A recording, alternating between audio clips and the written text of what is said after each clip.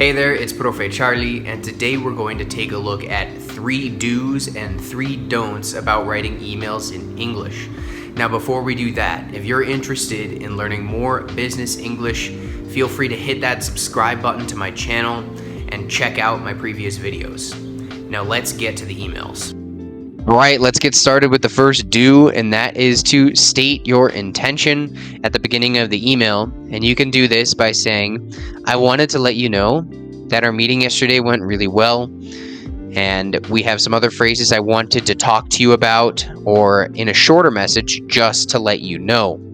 These phrases are good to get the email off to a good start, but you don't have to be too formal with that. And that leads to don't number 1, which is don't be too formal.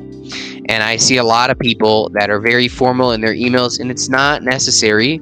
Hope this email finds you well. This message is to inform you that our meeting had positive results yesterday. In the future, I would suggest that we consider having more of these meetings. Do you share this point of view? Best regards, Charlie. This sounds very formal, and this message is to inform you that, or I send this message with the purpose that. I've seen a handful of Spanish and Portuguese speakers use this in English because it sounds a little bit better in Spanish and Portuguese, but in English it's too formal. And this is oftentimes, maybe if there's a firing or some big news about the company, that's when you would send something like that. But it's just not that common in an email with another person that might be a work colleague. So, try to keep it a little bit more informal. The main thing is to have, a good afternoon. Hope you're doing well. Hope this finds you well. And from there, you can be pretty informal. Okay. The second do is to give extra information when it's necessary. Okay. So we're going to see the counterpart to this, but to give you an example, we have, good afternoon, Mr. Johnson. Hope this email finds you well. Same topic about the meetings, and then I give some information on a follow-up meeting. My department is free from Monday to Wednesday in the morning hours between 9 to 11:30 a.m. If that doesn't work, we are also free Friday afternoon between 2 to 4 p.m. Are you all available at any of those times? If not, we can plan something for next week. Okay.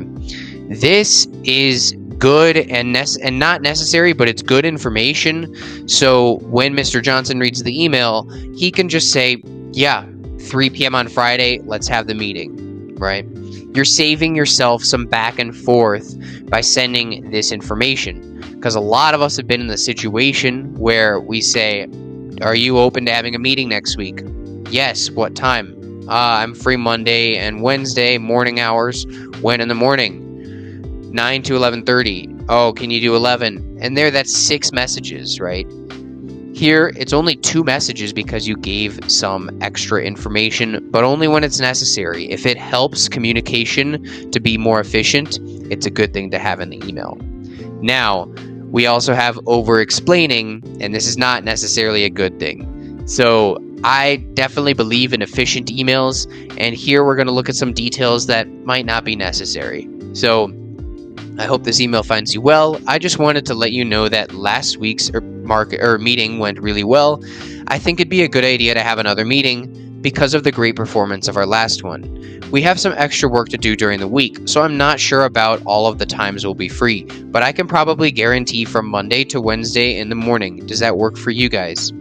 So this email is not too extra, but this type of information in bold is not necessary. We know that this meeting went well, and that's probably why we want another meeting. If you want to say this, you can say, so I think it'd be a good idea to have another meeting, right? You don't have to say, because of the great performance of our last one, and then this, we have some extra work to do during the week, so I'm not sure about all of the times we'll be free. You can just give the times, and if they ask why, then you can give this reason. It's not super extra, but it can be, I personally would do something like this in terms of a message about the meeting, is cut that, and now we have a more efficient email. So don't over-explain things that are not necessary, and that way your emails will be a little bit more efficient. Now let's go to do number 3, pay attention to the formatting. Another big mistake actually that I see from clients is not being careful with the formatting. So having something like, this, where, everything's in one paragraph, or good afternoon, Mr. Johnson, and, hope this email finds you well. Or separating paragraphs like this, like crazy. Sometimes the spacing's different. Sometimes, the thanks is in the text itself. Formatting is a part that's not necessarily English related, and it's something that we can control in emails. So the best thing to do is to think, what are the related topics? What deserves another paragraph? Usually seeing, 2 or 3 lines, maybe 4, is a good guideline. So something like this is kind of how I would do it, and you just want to make sure that it looks neat, okay? It's something really small, but it's going to make your emails look a little bit better. And let's take a look at don't number 3, and that is saying this phrase, waiting for your response. I see this all the time because it sounds good in Spanish and Portuguese, but in English it doesn't.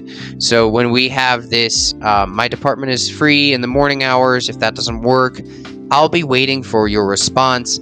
It sounds pretty intense in English. It sounds like you are sitting there like, Mr. Johnson, when are you going to respond? Mr. Johnson, respond to me now. It sounds intense. So instead of this, you can say something like, let me know what you think, or you can say, looking forward to hearing from you. This is personally what I always use, looking forward to hearing from you. So that is a much better way of saying, I'll be waiting for your response. You just sound less intense, okay? And those are some do's and don'ts about emails. I'm sure I'll be making more videos about things that you should do and things that you shouldn't do when you are writing emails in English. And yeah, that being said, hope you enjoyed this video. If you did, please leave a like, a comment, and hit that subscribe button if you haven't already. And I'm looking forward to seeing you in the next video. Goodbye.